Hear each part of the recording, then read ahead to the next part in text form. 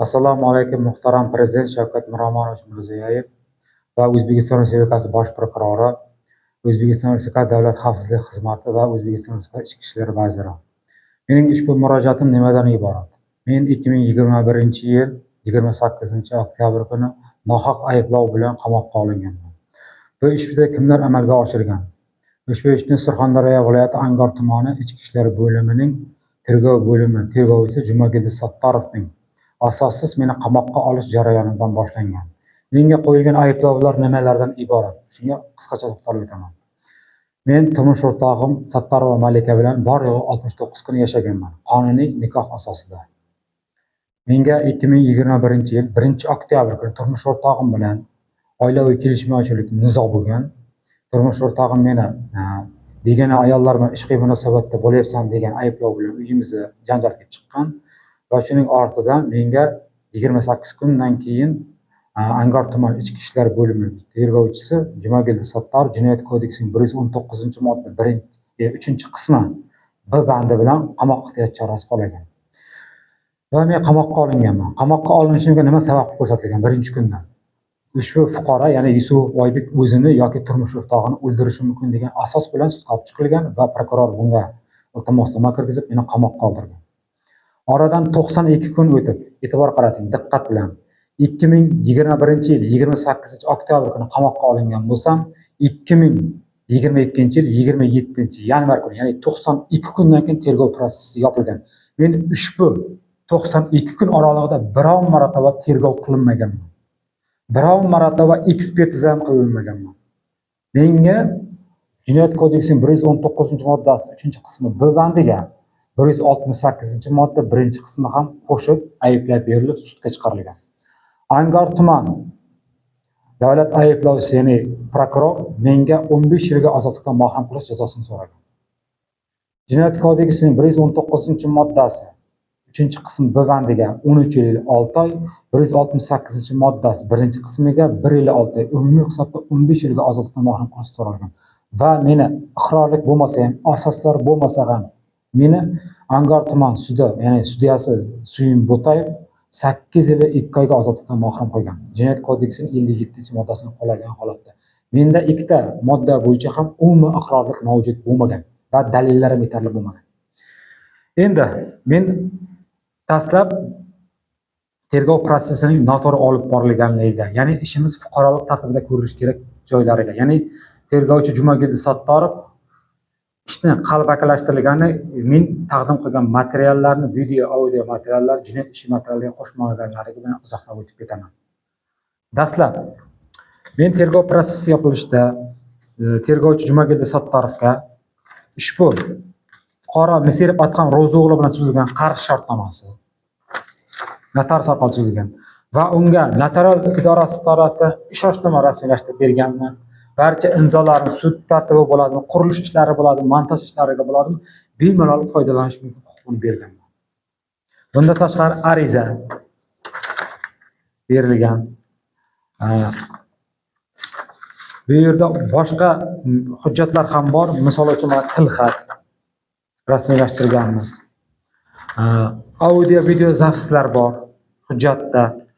Ushbu audio video zapslarni Jumagildi Sattarov jinoyat ishi materiallariga umuman qo'shmagan. Mana. Misirov Atqam. Men Meliboyev Jamol Misirov Atqam bilan birgalikda Oybekdan, Yusuf Oybekdan 24 million pul oldik. Zalogga Volkswagen boshlab bergan edim. Hozirgi paytga Volkswagenni olib sotib yubordim. O'sha 24 million pulni 12 millionini men berishim kerak, 12 millionini Misirov Atqam berish kerak. Shu sababli men bir hafta ichida Yusuf Oybek bilan hisob-kitob 12 millionini qilasiz. Endi savol aka, mendan hech qanaqa bir e'tirozli holat bo'lmaganmi? Yo'q. Oldi berdimiz oldinda qarz bor dedingiz yo'q, mana ish qo'yib. Bir-birimiz bilan qarz olamiz, faqat 12 million qarzim bor, o'shani beraman, 12 millionni Misirov Atqam beradi. Ertaga shu 12 million so'm pulni qilib berilmasangiz, notarial idora tarafidan hech qanaqa hujjat rasmiylashtirgan, ancha hujjat, video syomka isbot sifatida, dalil sifatida notarial idoraga o'tishga tan olasizmi? Tan olaman. Isbot bilan o'tadi mana shu. O'tadi. Hech qanaqa e'tirozingiz yo'q-a? E'tirozim yo'q. Lekin qonun nasib bo'lsa keladigan hafta Xullas kalom bu yerda nima bor? Ushbu video materiallar yo'qotilgan. Jinoyat ishi materiallariga qo'shilmagan. Menga 2022-yil 29-mart kuni Angor tumani jinoyat ishlari sudi menga ozodlikdan mahrum qilingan bo'lsa, 2025-yil 29-noyabr kuni jazo muddatining tegishli qismini o'tab bo'lib ozodlikka, ya'ni ATga, axloq tuzatish ishlariga chiqdim. Chiqib nogahon uyimga kelgan vaqtim ushbu notarial tasdiqlangan hujjatlar, ya'ni Jumagildi Sattor jinoyat ishi materialiga qo'shmagan hujjatlarni topdim. Audio video syomkalarni ya'ni flash kartaga joylashtirib, tom qismiga joylashtirib qo'ygan ekanman, nogahon topib oldim bitta qismini, nusxasini. Asosiy qismini Jumagildi Sattorov, o'sha vaqtdagi Angor tuman tergovchilar bo'limi boshlig'i Sherzod Shomurodov va boshqa ichki ishlar xodimi, ya'ni profilaktika inspektor Egamberdiyev Baxtiyor meni qamoqqa oldirib, uyimga derazalarni buzib kirgan. Deraza orqali. Vaholanki men o'zimni olib kelsa ham bo'lardi. Qo'limga mana kishan taqilgan holatda bo'lsam, o'zim ochib ko'rsatardim. Lekin uydagi barcha materiallar, ushbu notarial hujjatlar, audio video zapislar va fleshkalar olib ketilgan chiqardi. Men o'zimni oqlovchi materiallarni sudda taqdim qila olmadim. O'zimni oqlay olmadim. Endi kelib, men o'zimni oqlayman degan vaqtim, ya'ni Jinoyat protsessual kodeksining 522-moddasi yangi ochilgan holat. Ushbu holatni inobatga olinglar deb prokuraturaga murojaat qilsam, bu yangi ochilgan holat emas deyapti. Vaholanki men o'zimni oqlaydigan materiallar bu yangi ochilgan holat hisoblanadi. Ushbu videolar, ushbu notarial hujjatlar, yangi guvohlar, ushbu ishga chaqirilmagan guvohlar. Vaholanki tergovchi Jumagildi Sattorov akam Yusuf Olimni so'roq qilmagan. Chunki Misirov Atqamga akam o'zining avtomashinasini nomiga o'tkazdirib bergan. Bu meni qamalishimdan bir necha hafta oldin, ya'ni 2021-yil 11-oktyabr kuni hisoblang. Buni notariusdan tasdiqlab bergan hujjatlari bor. Ishonchnoma rasmiylashtirib bergan. Ularni chaqirmagan. Bundan tashqari turmush o'rtog'im bilan bo'lgan oilaviy nizoda guvoh shaxslar bor, qo'shnilar. Menga umuman qo'shni bo'lmagan shaxslarni so'roq qilgan. Tasavvur qilingki, menga 4 naryoqda uy, shaxs qanaqa uyda janjal eshitishi mumkin. Ular ham eshitdim deb bermagan, lekin umuman menga qo'shni bo'lmagan shaxslar so'roq qilingan. Men bilan 1-oktyabr kuni 2021 juma namozida bo'lgan do'stim Murodov To'qim so'roq qilinmagan. Oilada nizo kelib chiqish sababi nimada bo'lgan? Bu yerda g'ayri tabiiy usulda zo'rlayman degan janjal kelib chiqmagan. Endi bitta narsaga e'tibor qarating. Bu hujjatlar inobatga olinmasa, notarius idorasining nima keragi bor? Yoki Oliy sud plenom qarorining nima uchun bizga keragi bor? Bu hujjatlarni umuman yo'qotish kerak. O'zbekiston Oliy sud raisi Baxtiyor Islomovning o'z og'zi bilan yozib, tasdiqlab, Senat tasdiqlagan hujjati turibdi mana. Agar shaxs o'zaro ixtiyoriy yozma bitim, kelishuv, qarshi shartnoma, tilxat, kafolat xati bo'lsa deyapti. Ushbu ish fuqarolik va iqtisodiy sud ish yurituvi tartibida ko'rilishi lozim deb qo'ydi. Yana jinoyat tartibida deyilmagan. Mana Oliy sud plenom qarori turibdi. Sudyalar nima uchun bunga teskari ish qilyapti? Mayli, Angor tuman tergov bo'limining yuridik bilimi yo'qdir, firibgarlik bo'yicha jinoyat alomatlarini tushunmas. Nima uchun keyingi instansiyalarda kassatsiya yoki taftish yozgan vaqtim men topshirsam, taftish, ya'ni Oliy sudning jinoyat ishlari bo'yicha sudlov hay'ati, taftish instansiyasi sizning taqdim qilgan materiallaringiz yetarli emas deb rad qilib beryapti. Menga buncha hujjatni hammasi kerak, mana shu bittagina qarshi shartnomasi bo'lgan hujjatni o'zi ish jinoyat tartibida emas, fuqarolik tartibida ko'rilishga asosan yetarli. Bundan tashqari menda bor 7 ta audio video zapislar bor. Men ulardan qarzdor bo'lmaganman, Misirov Atqam. Aksincha, Misirov Atqam mendan qarzdor. Yana bitta asos ko'rsata olaman men bu yerda. Mana bu 2026-yil 19-may kuniga soat 15:00 ga fuqarolik ishlari bo'yicha Sherobod tuman sudiga belgilangan sud kuni. Bu 3-prosess bo'ladi. Misirov Atqam menga 18 million so'm oylik maoshim va 20 million so'm ma'naviy zararni undirib berishlik uchun Surxondaryo viloyatining mehnat inspeksiyasi, ya'ni kambag'allikni qisqartirish va bandlik vazirligida, mana shu Surxondaryo viloyatining mehnat inspeksiyasi da'vo arizasi kirgizib beryapti. Ular ham barcha materiallar o'shalar inobatga olib, o'rganibdir davorasiz kirgizgan. To'g'ridan men so'zimda emas. Eng diqqatli joyi. Misirov Adham Ro'zi o'g'lini men direktor o'rinbosari lavozimida ishlagan bo'lsam, u aytayaptiki, o'sha fuqaro Yusupov Oybekning oylik maoshini naqd pul, ya'ni konvert asosida berganman deyapti. Uning javob xatini, uning bergan murojaatini Angor tuman mehnat inspeksiyasi tan olyapti. Men aytayapman, sizlar tushuninglar deb mehnat inspeksiyasiga savol beryapman. Men sizga 10 ming dollar pora berdim deb prokuraturaga murojaat qilsam, asosing bormi deb aytadimi? Asosing bormi deydimi? Vaholanki qarang, u menga naqd pul konvert asosida bergan ekan. Biron bir joyga qo'l qo'ydim, значит bu pul yo'q. Значит jinoyat ishi dedi mish-mish gaplarga asoslanganligi yaqqol isboti. Yaqqol isboti. Bu yerda sudyalar Jinoyat protsessual kodeksining yozib qo'ygan 463-moddasida sud hukmi taxminlarga, ya'ni dehqoncha aytganda mish-mish gaplarga asoslanib chiqishi mumkin emas. Serbat ham aytayapti, Yusuf Oybekka 20 million so'mga menga yer sotgan edi deyapti. Men yer sotganligiga biron bir hujjati bormi? Biz to'g'ri yerni rasmiylashtirdik, shuga bordik. Notariusga borgan payt u noturar joy, uni imkoniyati yo'q edi. Menga Misirov Adham aytdi, aka dedi, o'sha joyda qurilish obyekti qilaylik, bino quraylik, sizga men investitsiya kirgizaman dedi. Marhamat dedi. U qurilish magazini pastda birinchi qavatga qilsa, men ikkinchi qavatini o'quv markaz qilishim kerak. Chunki uning direktor o'rinbosari lavozimida men ishlab kelyapman. Ishonchnoma berganman. Va investitsiya kirgizish uchun 170 million so'm mana qarz shartnoma qildik.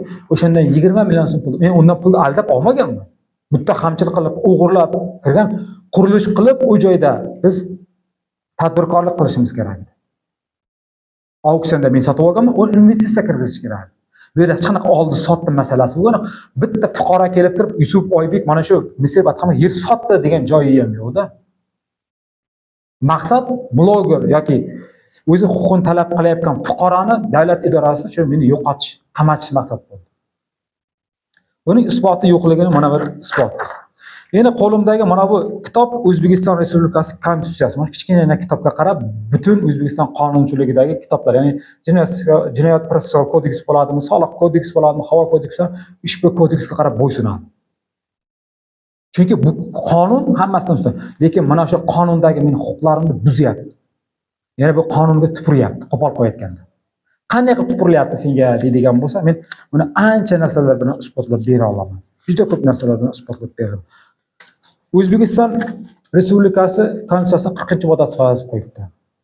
Arizalar, takliflar, shikoyatlar qonunda belgilangan tartibda muddatlarda ko'rib chiqiladi va inson shikoyat arizalari bilan murojaat qilish huquqiga ega deb xohlagancha. Men ariza yozib boshlasam, murojaat qilib boshlasam, sen yana yozishni boshladingmi deyapti. Men nima qilay? O'zimni himoya qilish uchun, oqlanishim uchun qayoqqa murojaat qilay? Nima qilayman? Internetga chiqib so'kayman, kimdadir haqorat qilayman. Qonunan ariza bilan murojaat qilyapman, mana shuncha arizalarni yozyapman mana. Birontasi inobatga olinmayapti mana. Endi bularga birma-bir to'xtalaman. Mana qarang. Misirov Adham Ro'zi o'g'li 2026-yil 17-aprel kuni menga yo'limni to'sib, menga hujum qildi, tajovuz qildi. Men unga qoch yo'limdan. Adham, qo'y, men urush niyatim yo'q. Ariza bilan murojaat qilganman, ila fuqaro sudiga boramiz. Jinoyat bo'lsa, jinoyat sudiga boramiz. İşte ariza bilan hal qilamiz. Men bilan urush niyatim yo'q deyapman. U menga tinimsiz ravishda SMS-lar yozadi. Mana. Advokatingning nomerini tashla. Qayerdasan? Ey, gaplashib olaylik. 17-fevral kuni yozganman. Bundan tashqari yuzlab marotaba telefon qilgan, ko'tarmaganman. Mana ko'rsin kompaniyadan ismi. Men nima qiladim? Keyin men majbur bo'ldim, menga provokatsiyalar uyushtirilayotganiga. Ya'ni 2026-yil bo'lgan holat 23-mart kuni Misirov Adham meni Angor tuman dehqon bozoriga yo'nalishli taksilar, ya'ni Damas avtomobilida ketib borayotgan vaqtim, u oldi qismida o'tirgan ekan, meni tanib qolib, Damasdan tushib, men qo'limni tortib sudrab tushiryapti. Yur deyapti, tushib gaplashib olayapti. Ya'ni ko'cha tilib aytganda meni razbor qilmoqchi bo'lyapti. Men qonunan murojaat qilyapman. Men Misirov Adham bilan urushish yoki tortishish niyatim yo'q. Mana arizalarim. Misirov Adhamga yozganman. Hurmatli Misirov Adham deyapman.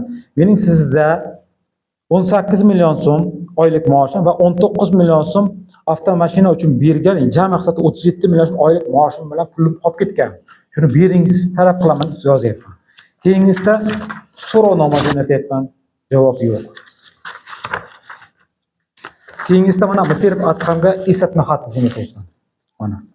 Mana orqasida mana kvitansiyalar bilan turibdi mana. Kvitansiyalar bilan turibdi. Mana kirim chiqim qilganman, hammasi turibdi o'zimning korxonam orqali. Endi qarang, agar urushish niyatim bo'lganda bezorlik qilgan baytman. O'sha 17-aprel kuni ichki ishlarga ariza bilan murojaat qilib, men ko'cha temasi bilan urushib, janjallashib olardim. Lekin men shu ishga ariza bilan qonuniy murojaat qilyapman. Ushbu holatlar inobatga olinmadi. 2026-yil 27-yanvar kuni O'zbekiston Respublikasi bosh prokuroriga mana kvitantsiyasi turibdi. Qolganlariga ham birma-bir tushuntirib o'tib ketaman. Nima deb yozganman? Ehtimoliy provokatsiyalardan ogohlantirish va shaxsiy xavfsizlik ta'minlash haqida ogohlantirish. Hurmatli O'zbekiston Respublikasi bosh prokurori deb boshlaganman. Meni jinoyat ishim bo'yicha bo'layotgan holatlar, menga Misirov Adhamning qilayotgan nojo'ya xatti-harakatlari, mening yonimdan psixotrop moddalar chiqishi, o'qotar qurollar, narkotiklar, o'tkir tig'li predmetlar va hokazo narsalar chiqib qolishi mumkinligi, menga qasddan yangi jinoyat ishi uyushtirib, bu ishlarda tergovchi Jumagilda Sattorovning ham qo'li borligini inobatga olishlarini barchasini yozib o'tganman. Mana O'zbekiston Respublikasi Oliy Majlisining Qonunchilik palatasi korrupsiyaga qarshi kurashish va sud huquq masalalari bo'yicha qo'mita raisi Jahongir Sherinovga. Mana pochta orqali jo'natilgan kvitantsiyasi. Xuddi shunday kvitansiyalar bilan mavjud bo'lgan 5 ta davlat institutsiyalarining yuqori turuvchi inson huquqlari bo'yicha O'zbekiston Respublikasi Milliy markazi direktori Akmal Saidovga. Mana O'zbekiston Respublikasi Oliy Majlisining inson huquqlari bo'yicha vakili Feruza Eshmatovaga mana. Bundan tashqari Surxondaryo viloyati Angor tuman Novshahar mahallasi raisi Erkin Gaffarovga shaxsan borganman, aytganman. Bizning mahalla inspektor, profilaktik inspektor Tillayev Shokirga ham shuni aytganman. Mana pechat qo'yib, rasman qabul qilib olib, men bilan suhbat qilgan. Mahalla raisiga ham aytganman. Bir nusxasini oldim deb qo'l qo'yib berdim. Mahalla raisi men bilan to'g'ri, doimiy ravishda suhbatlashib turadi. U menga mana dalolatnoma tuzib bergan. Ushbu holatda men ogohlantirganman. Menga shunaqa noqonuniy xatti-harakatlar bo'layotganligi. Lekin qolgan 5 ta instansiya mana shulardan birontasi meni chaqirtirib, savol-javob qilib, nima bo'lyapti deb so'ramagan yuqori turuvchi. Mana. Bu narsalardan qoniqmaganimdan keyin qayta yana, ya'ni Misirov Adham meni o'sha Angor tuman dehqon bozorida ko'rib qolib, menga tajovuz qila boshlaganda, men yana o'sha davlat idoralariga bu safar sal boshqacharoq qildim. Ya'ni jo'natmalarimda buyurtmali va xabarnomalik qilib jo'natdim. Buni kim olganlarigacha turibdi endi. O'sha bosh prokuraturadami yoki boshqa davlat idoralaridami olgan shaxs biriktirilgan kim, ijrochi kim olganligi haqida kvitantsiyasi bilan qilganman. Bunda ham to'liq yozganman ko'p narsalarni. Ehtimoliy provokatsiyalardan ogohlantirish va shaxsiy xavfsizlik ta'minlash haqida 2026-yil 24-mart kuni. Mana qarang. Bosh prokuraturaga, O'zbekiston Respublikasi Davlat xavfsizlik xizmatiga jo'natilyapti. O'zbekiston Oliy Majlisi inson huquqlari bo'yicha vakil ombudsmanga, O'zbekiston Oliy Majlisi Qonunchilik palatasi korrupsiyaga qarshi kurash va sud huquq masalalari Jahongir Sherinovga, inson huquqlari bo'yicha O'zbekiston Respublikasi Milliy markazi direktori Akmal Saidovga jo'natganman. Mana o'davlinasi ham orqasida turibdi mana. Mana bu tarafga qaytib, mana o'davlinasi turibdi mana. Ishmuratova olgan ekan S. 26/04 yozib qo'yibdi. Ya'ni 2026-yil 3-aprel kuni olgan ekan. Qabul qilgan shaxs. Belgilangan. Hammasiniki qonunan men olganman, berganman. Endi bular bironta shuncha murojaat qilyapman, meni murojaatlarimga javob bermayapti yoki shunaqa holat bo'layapti ekan deb bugungi kunda inobatga olmayapti. Bugungi kunda nima uchun inobatga olinmayapti? Olinmayotgan sabablarni aytib to'xtalib o'taman. Olinmayotgan sabablardan bittasi 2026-yil 17-aprel kuni Misirov Adham soati abitdan keyin 17:00 atrofida meni Angor tuman pochta xizmatlaridan davlat xavfsizlik xizmatiga ariza jo'natish uchun va o'zimning buyurtmachim, ya'ni o'zim korxonamga buyurtma ish tushganda o'shanga qurilish savdo do'konidan kerakli jihoz olishim kerak edi. Shu bilan ish yuzasidan chiqqan edim, pochtadan jo'natib kelsam, meni Misirov Adham degan bola meni ta'qib qildi. Dastlab ta'qib qilgan vaqtda men uni ko'rdim. Mana kelyapman, ko'rdim. U yoqdan mendan seftor tarafga qarab ikki kishi harakatlar. Men qochib Asus do'koniga kirdim. Telefonda kelyapman. Yo'nalishimni birdan o'zgartirdim. O'zimni olib qochdim. Men o'sha vaqtda bir necha 30 soniyami, 45 soniyami o'sha do'konda turdim. Qarasam Misirov Adham ko'rinmadi, yo'qolib ketdi. Men o'yladim, yo'nalishli taksilar bilan ketib qoldi deb o'yladim. Ammo men hozir qaytib chiqib ketaman, lekin Misirov Adham meni bu tarafda tutib oladi. Endi eng qiziq joyi nimada? Qiziq joyiga to'xtalib o'taman. Mana men chiqib ketyapman. Men o'sha tarafda ular tutib olyapti. Bu meni oldimdan chiqyapti-da. Endi ushbu video boshlangan joydan men borib Misirov Adham yo'limdan qoch degan ishorani bergunimcha joyi yo'q. Ichki ishlar xodimi kesib tashlagan. Nima uchun u menga birinchi tahdid qilib kelgan joyini ko'rsatmagan? Ikki kishi menga harakatlanib kelyapti. Men o'zimni olib qochyapman. Agar meni bezorilik niyatim bo'lganda, janjal qilganimda oldiga to'g'ri borardim. Bu yerda bezorilik niyatim yo'q edi. Meni harakatlanishim uyimga, boyagi pochtani jo'natib bo'ldim. Uyimga borib harakatlanib, uyimga tezroq ketish edi. Bezorilik qilish niyatim yo'q. Fikr xayolim uyimga omon-eson yetib olish. Buni Angor tumani ichki ishlar bo'limi tergovchisi Farruh Abduqodirov endi buni bezorilikka yo'yapti. Menga bosim o'tkazyapti. Men mana bu taqdim qilgan hujjatlarni mana shu oldindan provokatsiya uyushtirilishi mumkin, dalolatnoma, Misirov Adhamning mana bu yozishmalari, ismlarini jinoyat ishi hujjatlariga qo'shmayman deyapti. Bor qo'limdan kelganini qil degan gaplar. Advokatim bilan kirgan vaqtim ham ushbu hujjatlar kanselyariyaga jo'natasan dedi. Olmayman dedi. Faqatgina kiyimimni, yetilgan kiyimlarimni va chang bosganlar advokat bilan kirganimdagina oldim. Ungacha olmayman dedi. Mana advokatim imzo qo'yib bergan, pochta orqali jo'natdi. Mana orqasidagi kvitantsiyasi. To'g'ridan to'g'ri tergovchi olmayman, jinoyat ishi materialiga qo'shmayman deyapti. Bu ashyoviy dalil-ku bu. Misirov Adham bilan o'rtada bo'lib kelayotgan nizo. Bu yerda hech qanaqa bu yerda meni bezorilik niyatim yo'qligi bilan O'zbekiston Respublikasi Oliy sud plenumining qarori turibdi. Mana bezorilikka oid jinoyat ishlari sud amaliyoti to'g'risida haqida deb qo'yibdi. Mana bu yerda 13-bandda yozib qo'yibdi. Sudlar aybdor qasdining mohiyati va uning nimaga qaratilganiga sodir etilgan harakatning motiv, maqsadi, muayyan holatlardan kelib chiqqan holatda bezorilikka boshqa jinoyatlardan farqli olishlari zarur deb qo'yibdi-da. Jumladan deyapti, oilada, uyda, xonadonda qarindosh urug' tanish bilishlarga nisbatan sodir etilgan haqoratlash, urush, do'pposlash, badanga yengil shikast yetkazish kabi harakatlar agar ular shaxsning kelishmovchiligi natijasida kelib chiqqan bo'lsa yoxud jabrlanuvchining nojo'ya xatti-harakatlari oqibatida sodir etilgan bo'lsa, shaxsga qaratilgan jinoyat deb baholanishi zarur deyilyapti. Bu yerda hech qanaqa jamiyatga qaratilgan bezorilik deb bilmayapti. Bu yerda shaxsiy nizo borda, bu yerda nima deydi? Shaxsiy adovat bor Misirov Adhamning. Menga aytayotgan gapi, sen yozgan arizangni deyapti. Termiz tumani ichki ishlar bo'limida oylik avtomashinamning puli ko'rilyapti. Bu yoqda fuqarosida oylik maoshim ko'radi. Shu arizangni qaytarib olgin deb menga tahdid qilyapti. Endi kimdir qonuniy ariza bilan murojaat qilib bergan bu bezori bo'lib qoladi. Bundan tashqari Angor tuman ichki ishlar bo'limiga borsam, tergovchi Jumagildi Sattorov menga aytayaptiki, o'z xonasiga chaqirib, ushbu 2026-yil 17-aprel kuni menga ekspertizaga yo'llanma berish uchun navbatchilik qismiga pechat urdirgan, ya'ni muhr urdirgani borib, arizamni topshiryapman. Meni ko'rib qolib, "Ey aka, keling, skir agingiz" deb xonasiga kirgizib ketyapti.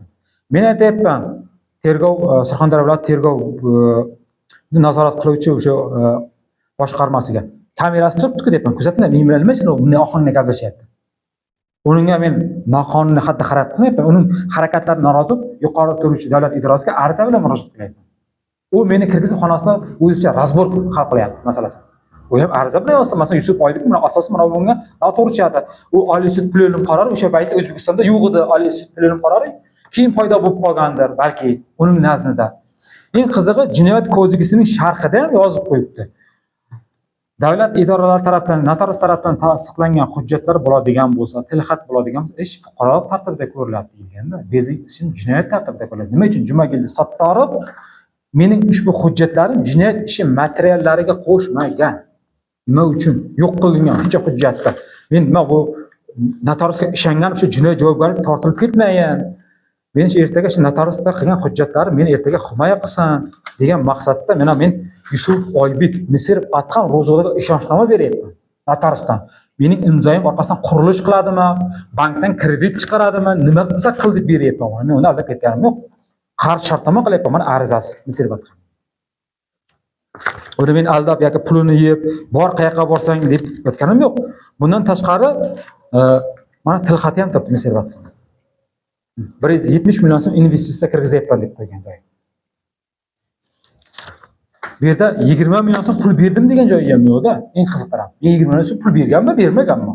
Oldin uni hal qilib olsin. Balki 200 million bergandir. Balki 2 million so'm bergandir. Balki umuman pul bermagandir.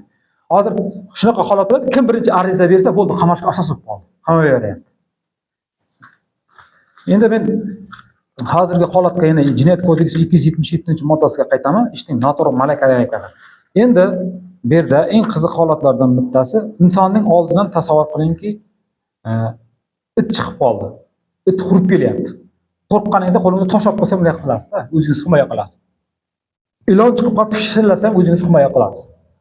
Tirik inson meni haqorat qilib kelyapti. Qoch yo'limdan deb, uyimga ketay, tinchxona deb, qoch deyapman. Senga deyapti 2 kun muhlat deyapti. Arzang qaytarib olasam yo'qmi deb, shuni ko'tarib yiqityapti. Qo'limni so'rayapti, qoch deyapman. Qoch. Qilgan ishim shu. Agar men uni urib tan jarohat yetkazgan bo'lganimda, nima uchun ekspertiza ko'krak qafasida tan jarohat bermayapti? Yo'q-ku, tan jarohat yo'q, ko'karish yo'q, shilinma yo'q, sinish yo'q.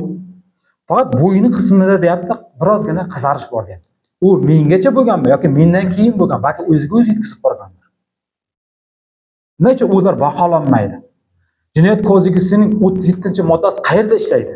O'zimni himoya qila olmasam, unga men bir narsani o'tkir tiqilib, afterkami, pichoqni tiqqanimda edi, u boshqa gap. Men tiqqan o'zimni yo'limdan qoch deb, o'zimni yaqinlashtirmayapman. Qoch, meni haqorat qilib kelyapti. Yo'limdan qoch deyapman. Aytgan gapim shu. Endi videoni ichki ishlar xodimi kesib tashlab, men Asus do'koniga birinchi kirib ketgan joyim, yana bir 45 sekund yoki 50 sekund oldingi holat yo'q, ular menga 2 kishi harakatlandi. Va meni telefonimni, mana bu telefonimni, mana bu aytmayapman, yolg'on gapirmayapman, mana bu telefonim demayapman. Haqiqatni gapim, mana telefonimni uning sherigining qo'lidan oldim. Va ikkita ichki ishlar xodimi biz ajratib oldi. Ularning qonuniy talabiga bo'ysundim va ular bilan ketdim. Yo'lda ulardan shubhaga borganim meni mahalla ichiga yur dedi. Ikkita ichki ishlar xodimi. Keyin bilsam, bu yoqda uchastkovoylarga, profilaka inspektorining xonasi bor ekan. Men o'zimni to'g'ri prokuraturaga borib topshirdim. Prokuraturaga ko'rsatdim, mana kiyimni ko'ring, yirtilganini yechib ko'rsatdim mana dedi. Shundagi kiyimlarni ham ekspertizaga, ya'ni sud kriminalistik ekspertizaga tergovchi olmayman deb men bilan tortishdi. Men sudga beraman va advokatim bilan kelaman deganimdan keyin qabul qildim. Advokatim ishtirokida. Lekin mana bu hujjatlarni birontasini qabul qilgan. Mana bular. Bu hujjatlarni men nima uchun yozdim, meni himoya qilmasa? Oldindan xavf borligini bilan yozdim.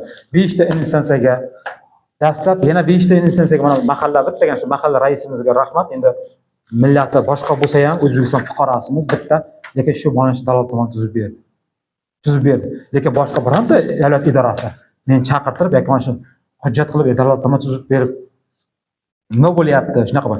Misol uchun mana yaqinda Dinov tumanida yoki mana Angor tumanida stankasida bir-birini pichoqlab o'ldirdi. Holat bo'ldi. Men holatni oldindan aytayapman, jinoyatchilik bo'lyapti, shunaqa holat bo'lib chiqyapti. Iltimos, huquq tartibot organlari mana shuni talabni olinglar, Misirov Atqanni chaqirtiring, meni chaqirsin. Nima muammong bor deb yuzlashtirgan yo'qda. Men fuqarolik sudiga murojaat qilyapman, boshqa idoraga boryapman. Lekin hech kim e'tibor bermayapti. Eng qiziq tarafi mana bu yerda men jinoyat alomatini topib beryapman. Mana soliqqa murojaat qilib beryapman. Meni oylik maoshim masalasi bo'yicha soliq aytayapti, haqiqatan sizning oylik maoshingiz 3 million so'm ko'rsatilgan deyapti. Lekin soliq hisobotlarida deyapti, Misirov Atqan 15 million 600 ming so'm mehnatga haq to'lash tarzidagi daromadlarni kamaytirib ko'rsatilganligi aniqlandi deyapti. Mana bu bo'yicha jinoyat ishi ochmaysizlarmi? Bu shunaqa yashirgan, bu qolgan ishchilarning oyligini kamaytirib ko'rsatayotgandek desam, prokuratura nima deyapti? Muddat o'tgan deyapti. Muddat o'tgan deyapti. Xo'p, muddat o'tgan bo'lsa, bu o'sha vaqtda men Misirov Atqandan qarzdor emasligimni ko'rsatyapman. Misirov Atqan 18 million so'm oylik maoshini mana ko'rsatib qo'yildi-da, berilmaganligini. isbotlab berilmayapti. Mehnat inspeksiyasi ham shu narsani aytyapti. U berganligining isboti yo'q deyapti, viloyat aytyapti. Konvert asosida degan narsa yo'q. Qonunchilikda konvert asosida pul berdim degan narsa yo'q deyapti. Mehnat da'vo arizasi kiritilib beryapti mana. Bu holatlar, meni oylik maoshim, mana bu qarz shartnomasi, notarial hujjatlar, mana audio, video zapislar yig'ilib turib bu yangi ochilgan holatda ushbu 2021-yil men qamoqqa olingan vaqtim men Misr Batqamdan qarzdor bo'lmaganman. U mendan qarzdor bo'lgan aksincha. Mening nima uchun avtomashinamning pullari yo'q? Mana bu avtomashinani necha men uyimga olib qo'ydi bular. Menga dastlab Nexia 3 mashinasini olib beraman, 24 million so'm pul olingan. Mana uyimda turibdi mana shu mashina. Bu davlatning mashinasi. Berilgan menga. Mana ishonchnoma hujjatlari. Yana yolg'on gapiradi, uyiga 2 oygina farq. Bu uyimda 6 oy turgan bu. 6 oylik mana ishonchnoma hujjatlar turibdi. Buning uchun men jinoyat ishi ochmas ekan. Mana Misr Batqam bilan yozishgan, yozishma Misr Batqamning telefon raqami. Mana четверг deyapti, rus tilida turgan 28-oktyabr 2021-yil. Bu men qamoqqa olinayotgan vaqtim. Atxamga yozyapman. Atxam, men Termizga ketdim. Sen pulning harakatini qil. Bu degan Atxamga aytyapman. Men qarzimni qilib ber tez orada deyapman. Atxam nima bo'ldi? Pulni so'rayapman-da. Menga mana shu qaysidir raqamdan kimdir telefon qilgan. Men shu bilan ketgan bo'lganman. Mana shu raqam, men 103 ekan oxiri. Keyin aytyapman, tez kel IIBga, tergov bo'limidaman. Jumageldi Sattorovning oldida bo'lganman, tergovchi. Shu bilan men qamoqqa olinyapman. Va Misr Batqam kelyapti. Mening mana shu notarial hujjatlarning asli nusxasini Misr Batqam olib ketyapti. Mana aslisini olib ketyapti. Shu bilan men qamalyapman. Men o'zim aslisini isbotlab bera olmayapman. Nusxasini olib borib beryapman. Jumageldi Sattorov jinoyat ishi materiallariga qo'shmayapti. Mana. Buning orqasida boshqa yozishmalarimiz ham bor mana. O'sha Melibayev Jamol deganni bor bizda mana. Jamol aka, pulni nima qilamiz? Atqam yarmini, ya'ni 12 millionni qilib beraman. Beradi ekan. Siz qachon qilib berasiz deyapman. Lekin qilib bergan yo'q. Men qamalishimdan 3 kun oldin bo'layotgan holat bu. Men 3 kundan keyin qamalib ketyapman. Mana. Aka, nima bo'ldi? 25-oktyabrga kelishgandik. Ertaga bo'ladi. Men shu bilan qamalib ketyapman. Mana qo'limda hujjat turibdi. Bu yerda Angor tumani ham, Termiz tumani ham ko'rib chiqyapti. Bu yerda hech qanaqa jinoyat alomati yo'q deb beryapti. Insonga video syomkasi bor, notarial qarz shartnomasi bor. Mana mashinaning ishonchnoma hujjatlari bor, video syomkalari bor. Mana mashinaning rasmlari, hujjatlar, hamma hujjat bor, lekin jinoyat alomati yo'q ekan. Qanaqa jinoyat? Soliq aytyapti, mana soliq inspeksiyasi aytyapti. Davlatdan deyapti 15.600 ming so'm ish haqini yashirib, kamaytirib ko'rsatgan deyapti. Soliq tasdiqlab beryapti. Lekin prokuratura jinoyat alomati yo'q deyapti. Xo'p, mayli qo'polroq qilib aytadigan bo'lsak, meni xotinim bilan jinsiy aloqa, g'ayritabiiy jinsiy aloqa qilganim guvohi bormi ekan? Misr Batqamda qaysi aql bilan tergovchi jinsiy aloqaga guvoh kirgizib qo'ygan? Akasi bilan onasini kirgizib qo'ygan, Nima emish? Men Misr Batqamga 2021-yil 1-oktyabr kuni kechqurun soat 23:00 telefon qilib, xotinimning orqasidan quchoqlamoqchi bo'ldim. Xotinim qarshilik qildi, men uni urib tashladim deb aytganimish. Shu narsa asos bo'lyapti. Qaysi aql bilan meni bir 7 yo 8 yosh kichkina bolaga men telefon qilib aytaman. Men jinni emasman, aqlan zaif emasman. Ruhiy kasallar ro'yxatda turmasam bo'lishi mumkinmi shuni? 69 kun qonuniy yashagan turmush o'rtog'i bilan birinchi oila qurishim, birinchi sovchi jo'natishim, birinchi qamalishim bo'lyapti-da mana shu. Eng qizig'i, ichmayman, chakmayman, aroq qo'ymay turib halol to'y qilib, turmush o'rtog'imni yopiq kiyim kiydirtirib, nima deydi?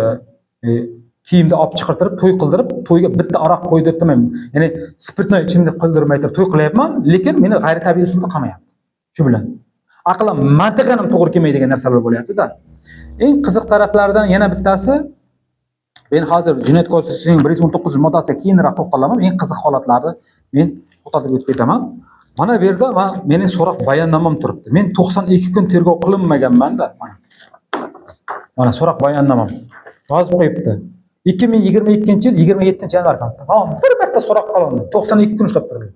O'ta og'ir jinoyat sodir etgan shaxsni bir marta so'roq qilib, Jinoyat kodeksi ham 119-moddasi, ham 168-moddasi bilan ayblab beryapti. Bo'lishi mumkinmi? O'zbekiston sud tergov yo'nalishida shunaqa kodeksda bir jinoyat protsessik kodeksda shunaqa joyi bormi ekan? Mumkin degan joy. Mana men yozib qo'yibman.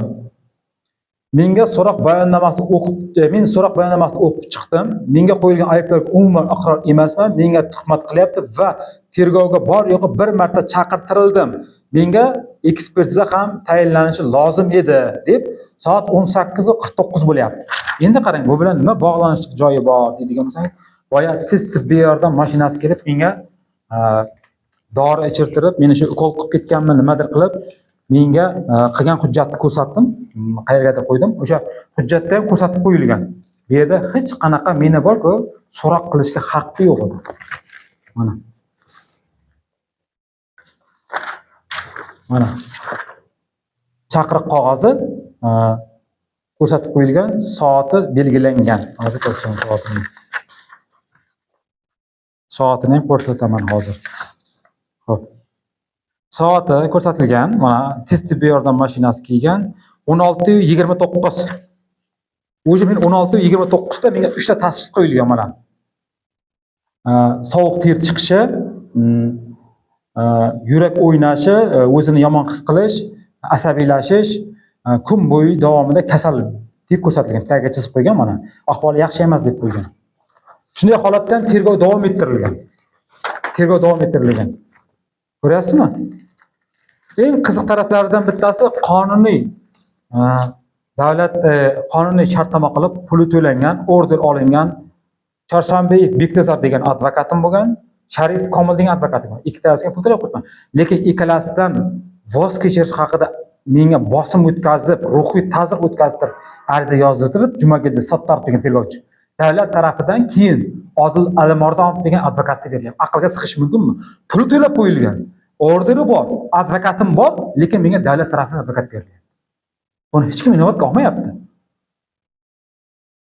Menga bor yo'g'i 92 kunda bir marta tergov qilib, ham advokatimdan voz kechiriladi, ham menga tibbiy yordam mashinasi menga yordam ko'rsatyapti. Ahvolim yaxshi emas. Lekin shunda ham menga ikkita modda bilan aniqlab beryapti. Mana jinoyat ish materiallarining 333-bitidan boshlangan ekan. Meni so'roq qo'yganimning oxirida. Men aytayapman mana. Mana yozib qo'yibman. Mana shu yerda ketyapti. Jumagildi Sattorov ketyapman. Yoki bo'lmasa Adham menga 170 million so'm pul berish kerak edi. Biz u bilan notarial qarshi shartnoma qilgan. Adhamga 24 million so'm pul bergan edim.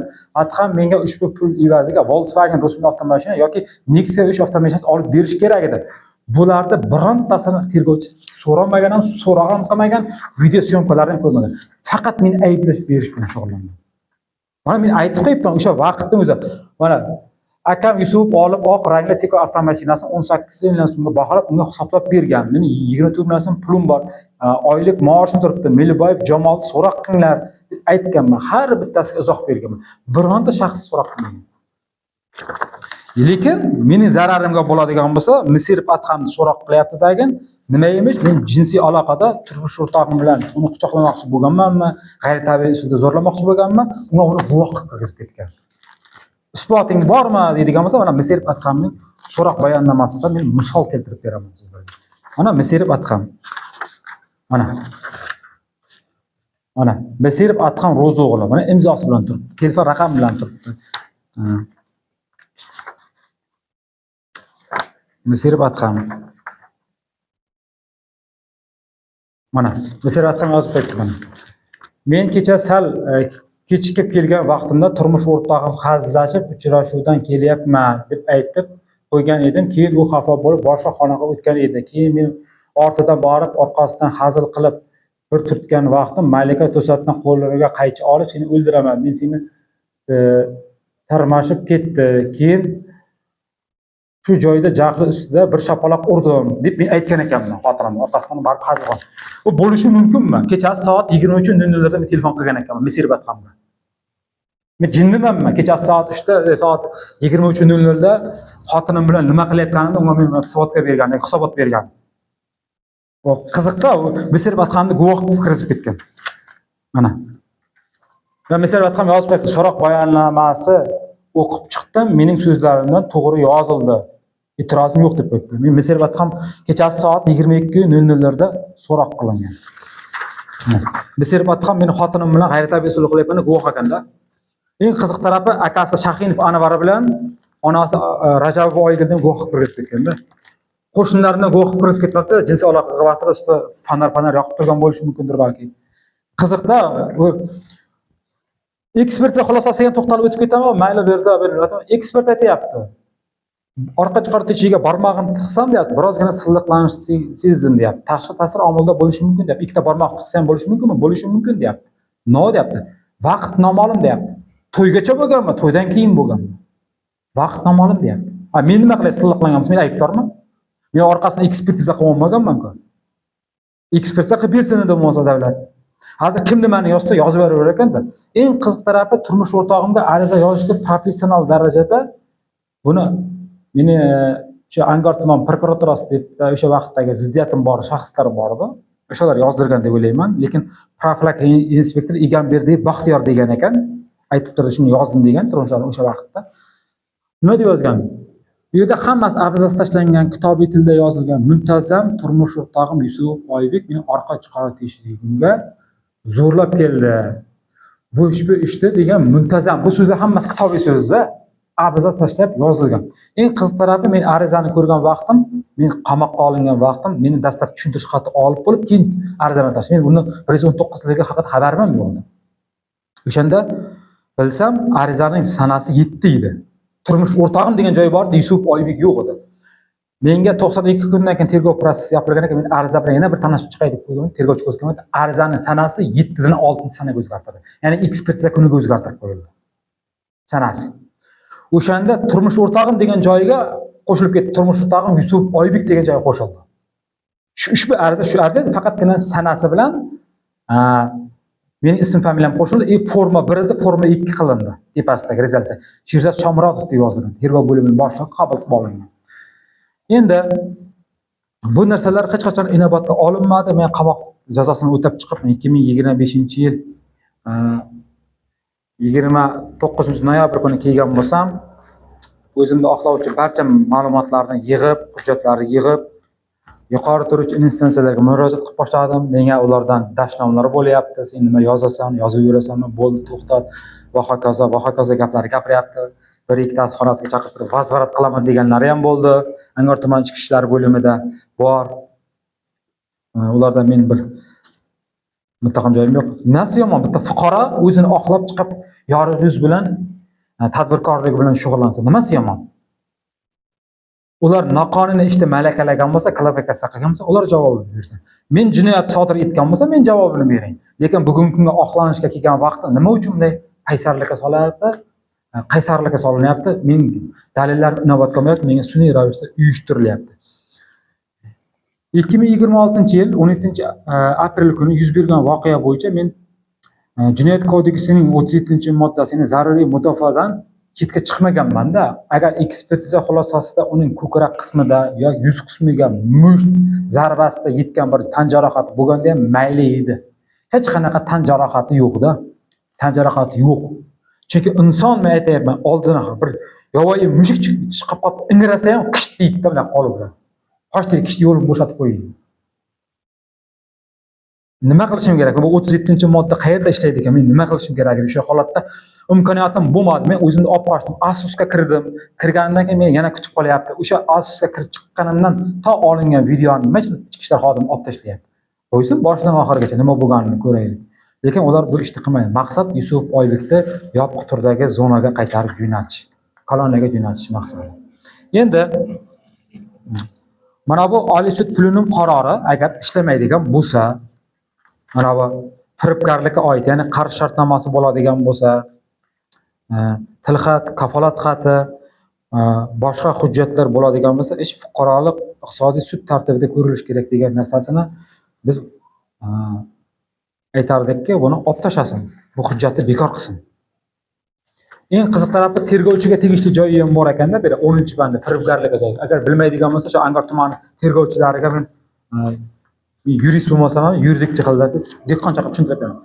Surishtiruvchi dastlabki tergov organlari sudlarning e'tibori shunga qaratilsinki, qonun talablariga muvofiq tuzilgan bitimlar, shartnomalarga asoslangan fuqarolik huquqiy munosabatlarning kelib chiqqan majburiyatlar bajarilmaslik ham bunday holatda o'zgalar mulkini egallashda huquqiy xiloflik belgisi bo'lmagan tufayli fuqarolik deb baholanishi firibgarlik deb baholanishi mumkin emas deb qo'yibdi. Ya'ni ish fuqarolik ustida ko'rilishi kerakligi ko'rsatilgan. Mana men oxirgi qismiga qayta to'xtalaman. Bu yerda yozib qo'yapti mana. Bunday holatda o'zgalarning mulkini egallashda huquqqa xiloflik belgisi bo'lmaganligi tufayli deyapti. Firibgarlik deb baholanishi mumkin emas deb beryapti. Mumkin emas deb beryapti. Bu yerda jinoyat deb bermayapti-da. Menga nima uchun jinoyat tartibida ko'rgan, men hayronman. Jinoyat ish tartibida ko'rib qo'ydim. Bu 4 yili 1 oy yopiq turdagi koloniyada jazo o'tash juda og'ir-da. Inson men o'zimning so'zimni, nutqimni, ko'p narsamni, asabimni yo'qotib qo'ydim-da. Masalan, gapirish madaniyatimda bo'ladimi? To'g'ri, o'zimda imkon qadar qolipdan chiqmagan holatda o'zimda bilaman, lekin so'z madaniyati nima deydi? Qo'pol gapirish emas. Insonda ona o'qiyotgan vaqtda o'zim bilamanki, shu odamda nima deydi? Titroq borda, o'sha asoratida insonning bitta insonni nohaq bir tuhmat bilan umrini barbod qilib yuborish yaxshi narsa emas. Mana bugungi kunga kelib nima uchun tergovchi Jumageli Sattorov jinoyat ishi ochmayapti? Ochsa mana. Ochsa mana haqiqat bo'ladigan bo'lsa mana ochsin. Mana oliy sud bilan qaradi. Xo'p, u o'tgan davr ekan. Bugungi kunga kelib mana bezorlik. Oid oliy sud bilan qarori. Shaxsiy adovat negizida bo'ladigan holatlar deyapti. Bezorlik deb baholanishi mumkin emas deyapti. Shaxsga qaratilgan jinoyat deyapti. Shaxsga qaratilgan deyapti. Shaxsga qaratilgan deyapti. Bu plenum qarorlari, bu qonunlar qayerda ishlaydi bilmayman. Kambag'alning bolasiga ishlaydi, boyning bolasiga ishlaydi, kambag'alning bolasiga ishlamaydi. Shunaqa bo'lyapti holat. Mana bu arizalarimga menga biron bir javob xati berilmayapti. Men nimaga? Bularga men fitnalar haqida yozyapman, video beryapman. Mana orqasida mana udavleniyasi bilan turibdi-da. Mana qabul qilinganligi.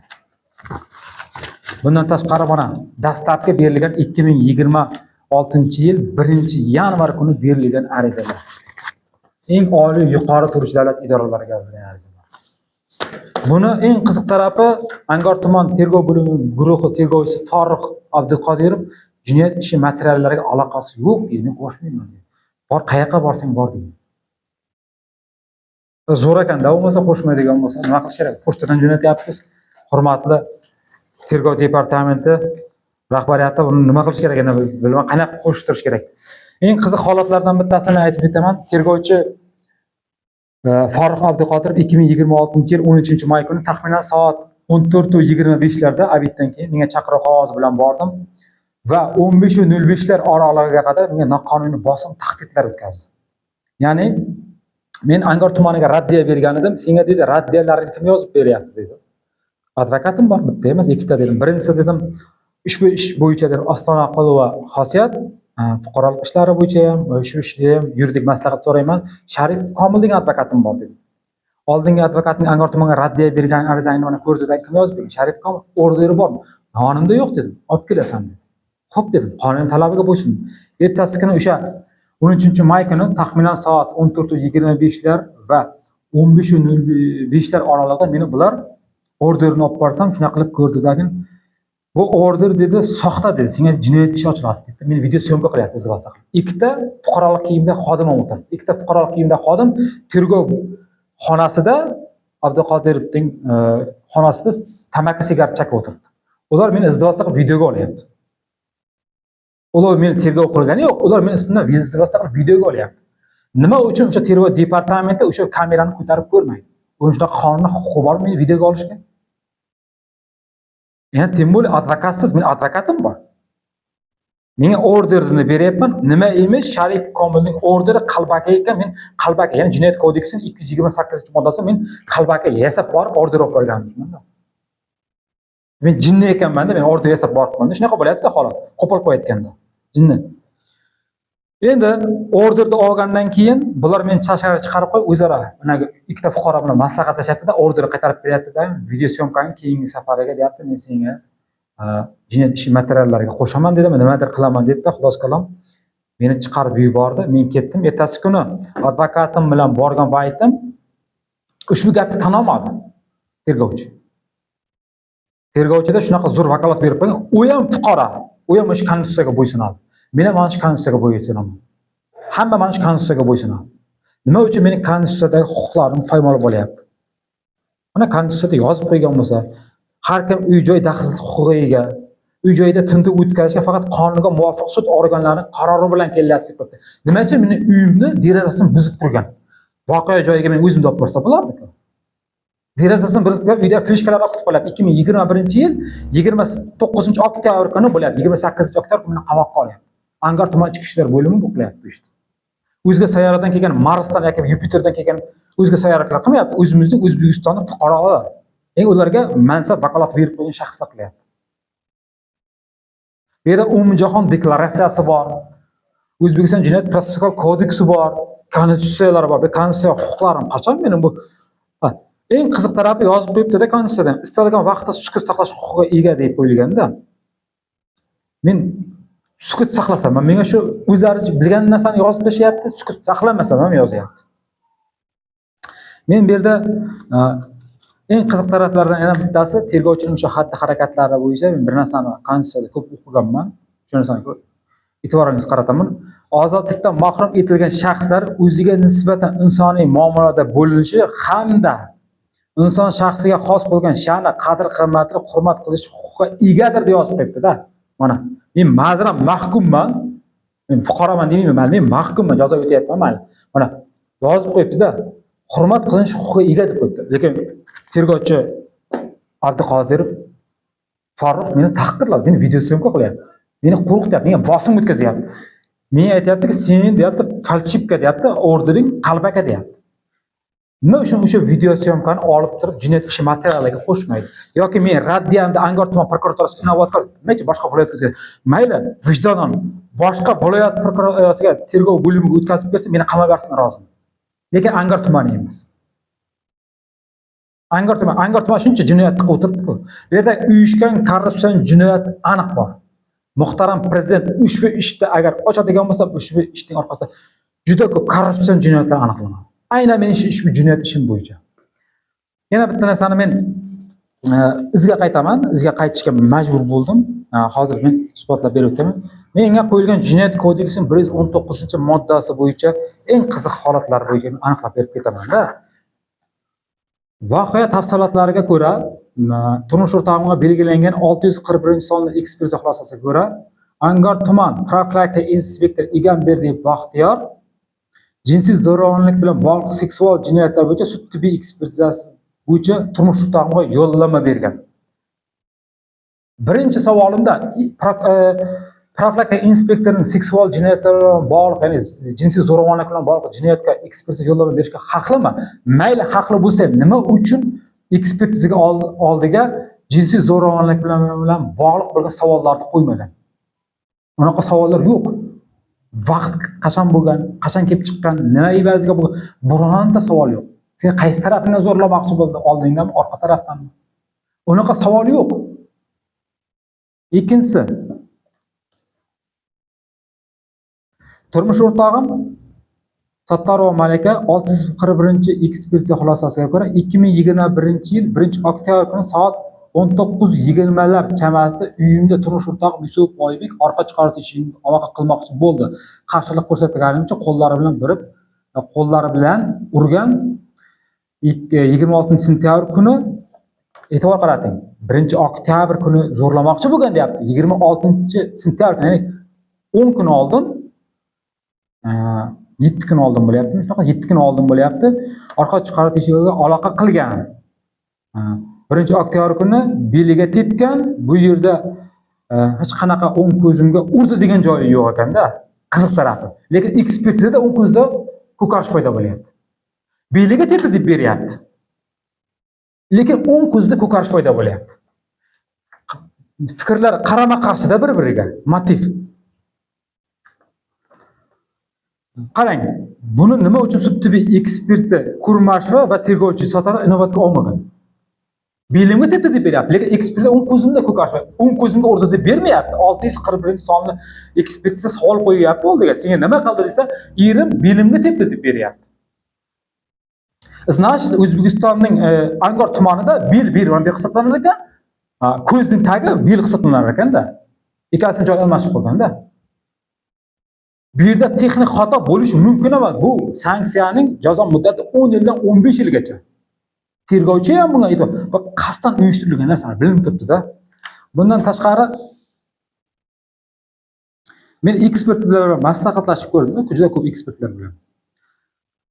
Turmush o'rtog'im Sattarova Malika o'z so'ziga ko'ra 2021-yil 26-sentyabrda orqa chiqar teshigimga qon kelgan, og'riq bo'lgan.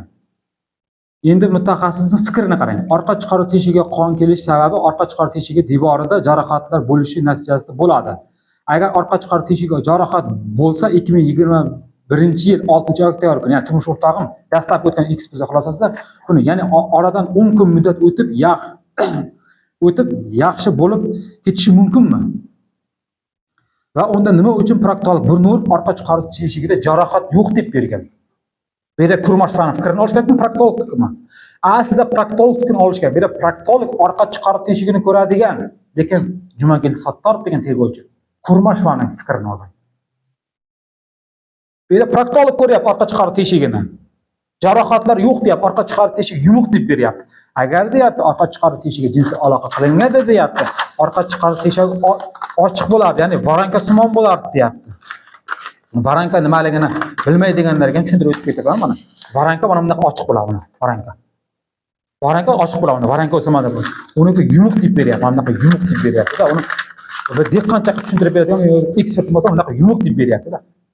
Yumuq deb beryapti, mana yumuq deb beryapti, orqa teshigi yumuq deb beryapti. Buni qanaqa tushuntirib berish kerak, uni bilmasam buni.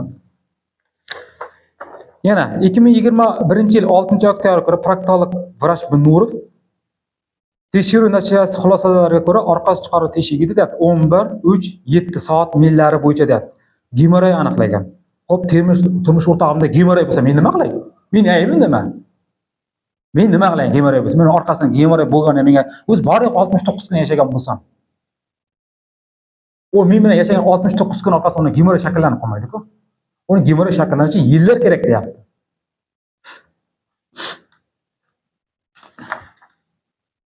Eng qiziq holatlardan bittasi bu yerda yana ekspert Kurmashev aytayapti. Orqa chiqaruv teshigida sfinkter tonusi pasayishi nima asosida bo'lishi mumkin? Buning darajasi belgisi bormi? Agar bo'lsa, sfinkter tonusining darajasi normada qancha bo'ladi? Sfinkter tonusi pasaygan deyapti. Qancha pasaygan? 1 pasaygan, 10 mi, 15 mi, 20 mi? Uni davlat sud tibbiyot binoasida normasi qancha? 20 mi, 30 mi? 30 amper mi, paskal mi? Qanday bo'ladi? Bu o'lchami bormi ekan? Yosh o'tgandan keyin hamma nega u sfinkter tonusi pasayib ketadi.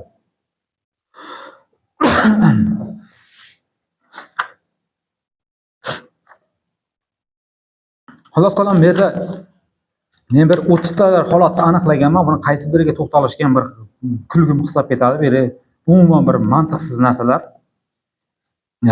Yana qiziq holatlardan bittasi, turmush o'rtog'im 69 kun yashagan muddat ichida homilador bo'lgan ekan, homilasi tushgan ekan. To'g'ri, keyinchalik bu inobatga olinmadi. Turmush o'rtog'imning yolg'on gapirayotgan gaplaridan bittasi. Sud tibbiy fanlar nomli kitobda men to'liq o'qib chiqdim. Mana shu g'ayritabiiy usuldagi holatlar bo'yicha, boshqalar bo'yicha umuman o'sha kitobga bu holat tushmaydi. Insonda homila rivojlanishi 10 haftadan keyin bo'lar ekan. 10 hafta muddat. Men o'zi 69 kun yashagan bo'lsam, men 9 hafta yashaganman turmush o'rtog'im bilan. U aytayaptiki, turmush o'rtog'im, men hojatxonaga borgan paytim turmush o'rtog'im meni g'ayritabiiy usulda zo'rlagandan keyin hojatxonaga borgan, laxta qon oqib ketdi deyapti. Sharik ko'rdi, oqib ketmadi, tushib ketdi deyapti. Laxta qon deyapti. Ginekolog bilan boshlaganda bu yolg'on deyapti. 10 haftadan keyin bo'lishi mumkin deyapti. Undan deyapti oqib ketadi, dumalab tushib ketmaydi deyapti. O'zi o'ylab topgan qandaydir, nima deydi?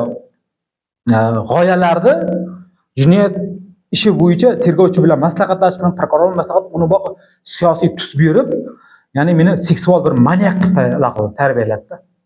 Jinoyat ishini shunday olib chiqdi sudga. Bu yerda men ko'p narsalarni ochiqlamadim. Ochiqlaydigan narsalarim juda ko'p edi, lekin vaqtimiz kam bo'lganligi uchun boshqa sabablarga ko'ra men ushbu narsalarni oldindan aytib qo'yapman. Meni hozirda yopiq turdagi zonaga jo'natishi mumkin. Bu Angor tuman prokuraturasi va tergovchilarining o'zaro kelishgan holatda qilgan ishlarining natijasi. Men chunki o'zimni oqlaydigan barcha materiallar topdim. O'zimni oqlaydigan materiallarni topdim. Jinoyat kodeksi 119-moddasi bo'ladimi, 168-moddasimi? Bu Jumageli Sattorov va uning atrofidagi guruhiga va Misr Atqan bilan jinoyat terror qilib, menga o'sha 277-moddasini qasddan uyushtirdi. Men bu yerda ko'p narsa ochiqlab berishim mumkin edi. Jinoyat kodeksi 119-moddasi bo'yicha, lekin barcha sirlarni oshkor qilmayman. Oshkor qilinadigan materiallarni vaqt soat keladi, oshkor qilaman, lekin bu yerda sir saqlanadigan audio, video zapislar ham bor. Meni aytmoqchi bo'lgan gapim, hurmatli davlat yuqori turuvchi idoralar, muhtaram prezident, ushbu murojaatimni inobatga oling. Angor tumanidagi bo'layotgan nohaq holatlardan sizdan yordam so'rayman.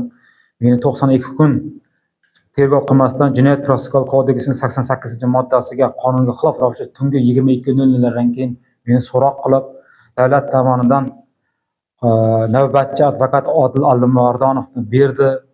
Men iqror bo'lmasam ham bular menga ruhiy bosim o'tkazib, ta'ziyq o'tkazib, meni ayblov bilan ayblov xulosamni yopdi va sudga olib chiqib, meni ozodlikdan mahrum qilib yubordi. Buning ham bir kun keyin hisob-kitobi bor. Bu dunyoda bo'lmasa, dunyosida bor. Buni hisob-kitobini albatta qilamiz. Bu dunyoda bo'lmasa, Xudoning oldida qilib olamiz. Har bittani qilganini ikkanning bir urmog'i ham bor, yemog'ining qusmog'i ham bor. Men umid qilaman, adolat qaror topadi deyapman. Men kurashyapman, lekin menga qo'yilayotgan ayblovlar barchasi soxta. Bunisi 277si ham soxta. Men mana shu hujjatlarni qachon va qayerda inobatga olinar ekan? Men hayronman. Mana shu hujjatlar yozganman, birontasi inobatga olmayapti. Ushbuni o'z xohishim bilan majbur bo'ldim. Meni hech qaysi davlat idorasi mana shu arizalarga javob bermayapti. Bergan taqdirda ham hammasi bir nima deydi? Asos yo'q. Yuqori turuvchi instansiyaga murojaat qiling. Murojaatingiz muddati o'tgan va hokazo qo'sh tirnoq ustidagi javob xatlari berilayotgani uchun ijtimoiy tarmoqlarga murojaat qilyapman. Menga nimadir bo'ladigan bo'lsa, ushbu videoni ijtimoiy tarmoqlarga joylashtirishni iltimos qilib qolaman. Mening masalam adolatli va haqqol ko'rilishini so'rab qolaman. Men bitta narsani so'zim oxirida aytaman. Mansab bilan tobutning egasi yo'q. Mening o'ng yelkamda kafanim yuribdi. Chap yelkamda mahkumlar tilayotgan robot deydi. Mahkumning kiyimim yuribdi. Men ikki tarafdan tayyor yuribman. Ikki tarafdan tayyor yuribman. Men qamoqxonadan kelgan vaqtda kiyimlarimni yoqib yubordim.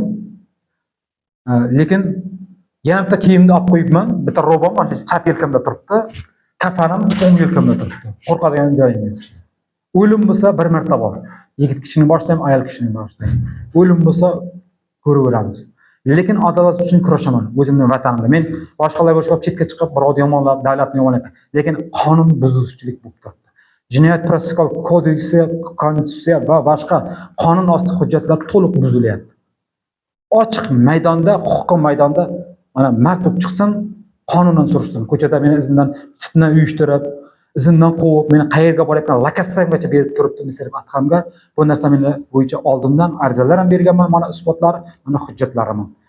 Sizlarga rahmat aytaman, barchalaringizga muvaffaqiyat tilayman.